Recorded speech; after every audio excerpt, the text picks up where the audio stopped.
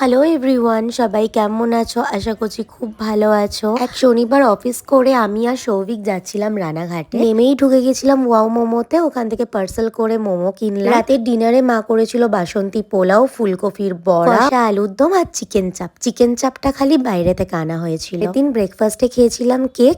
এটা ভাই এনেছিল, কোনো ক্রিসমাস কেক নয়, জাস্ট এমনিই খাওয়া হয়েছিল। এখন আমরা রবিবার দিনকে আড্ডা মারছি আমাদের ঘরে। এখানে ভাই আর একজন এখানে আছে, আর আমি পুরনো অ্যালবাম নিয়ে ছবিগুলো দেখছি। এটা হচ্ছে আমার মা, এটাও হচ্ছে মা। এটা মায়ের ছোটোবেলাকার পুরীতে গেছিল। আর এই যে বেশিরভাগ মায়েরই ফটো আছে অ্যালবামে। এখানে হচ্ছে আমার বাবার অফিসের ফটো, বাবা যখন এয়ারফোর্সে ছিল, তো এটা বাবার কেবিন ছিল। এখানে আমি আর মা,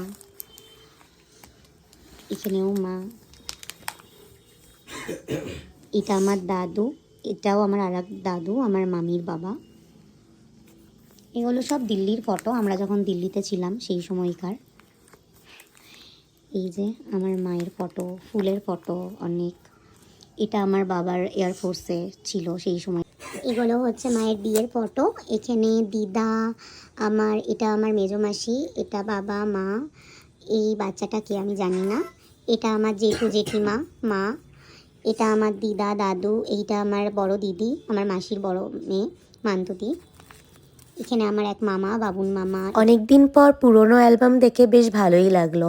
আর সাথে সৌভিককেও দেখালাম অ্যালবামটা। লাঞ্চের মেনুতে ছিল পেঁপে সিদ্ধ, ইলিশ মাছ ভাজা, পাঁপড়, ডালটা মূলো দিয়ে করেছিল মা।